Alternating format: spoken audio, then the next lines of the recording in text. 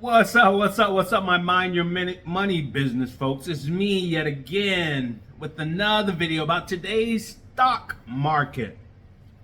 December 2nd, Monday. It says the Nasdaq jumps to new record to start December trading. S&P 500 inches higher, which is a great thing. The stock market will be open for another 44 minutes, right? I'm about to head off to work. It's actually Tuesday morning here, my time. So it says the S&P 500 ticked higher to a new record to begin December trading as investors looked for stocks to add to big November gains. Even though things were topsy-turvy in the month of November, there were big gains. And that's the thing with the stock market.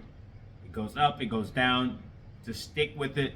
Stay in it for the long haul, and you will make a profit.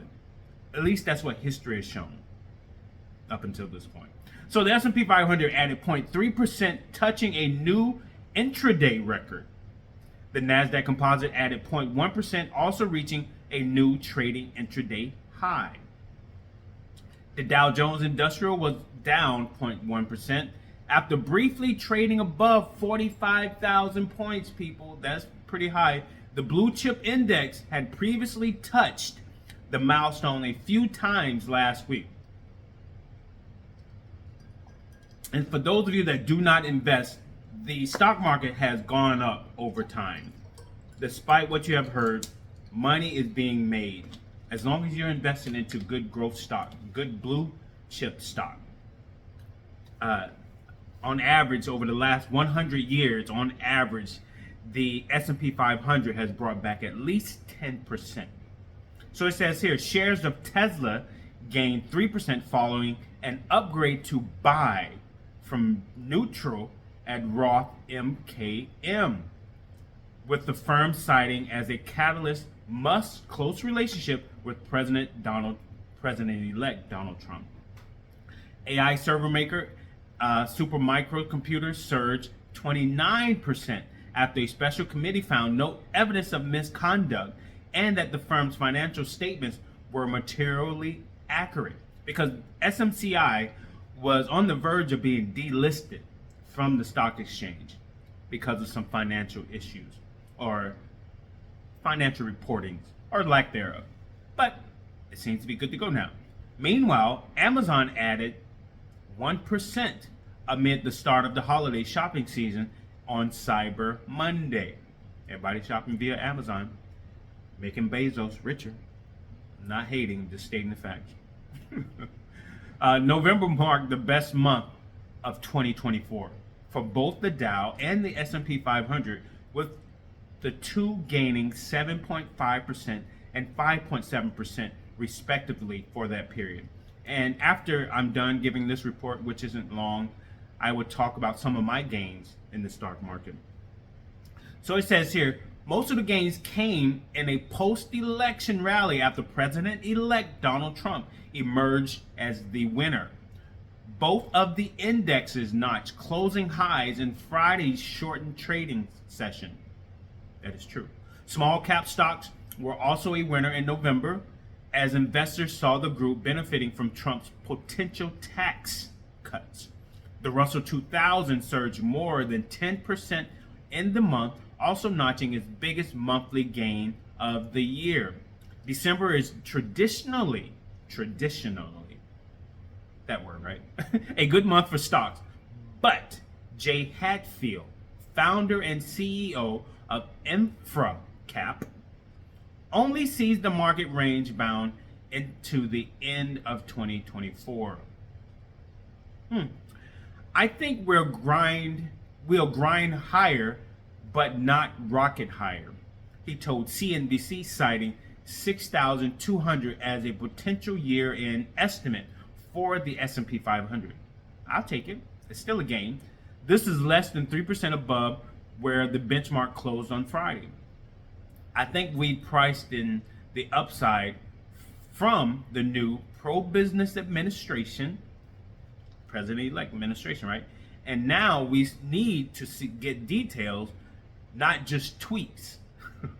but details of what the policy is. So on Monday morning, freshly released economic data indicated that the U.S. manufacturing sector improved in November, although it still remained in contraction. That came ahead of November jobs report due out on Friday morning. So yeah, that's pretty much it. So let's see what the stock market has done today. Apple is currently up almost 1%. It's up $2.29. It's fluctuating because the market's still open. Nvidia, small gain. Nvidia. I like Nvidia. I have a good portion of Nvidia stock in my portfolio. It's currently up 0.25%, fluctuating. 40 cents right now. Tesla is up over 3%. It's up over $13 right now, which is a good thing. SPLG, my SPLG S&P 500 ETF, this stock or this fund, this exchange traded fund, consists of the 500 largest companies in the United States. It's all packaged into this one fund. You know, like here's an example. What's it, Enron, I think? Say, remember when Enron went down, that guy took all that money from people? They lost all their retirement. So when that company went down, if you had all of your money invested into that company, all of your retirement, and it goes under, you lose everything. But not with SPLG, S&P 500 ETF, because it consists of 500 of the largest companies in the United States. So let's say one of the company goes under, the portfolio manager of that company will simply remove that failed company out of the fund and replace it with a company that is doing well, that has grown to be one of the 500 largest U.S. companies. And it keeps moving. You don't lose all of your money, plain and simple, in this. So currently, SPLG, my S&P 500 ETF, is up 0.25% right now. It's gained like 18 cents.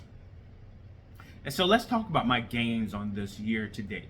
Year to date, this S&P 500 ETF has brought back over 27% gains. It's currently going for $71. Now, you can compare this to Vanguard's VOO. VOO is Vanguard's S&P 500 ETF. The exact same thing. Year to date, over 27, the same percentage. But Vanguard's S&P 500 is selling for $555.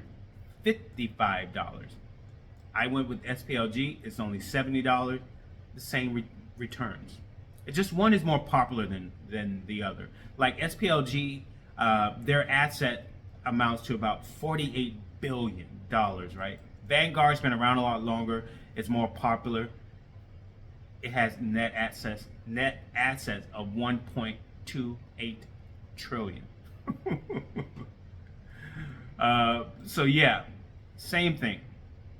Same, different name, same thing. It's like, you know, Nike and Reebok. Some people may think Nike is a better shoe, but they're both shoes. It's just, either way. That's how I see VOO and SPLG. Some people may see VOO as Nike and SPLG as Reebok.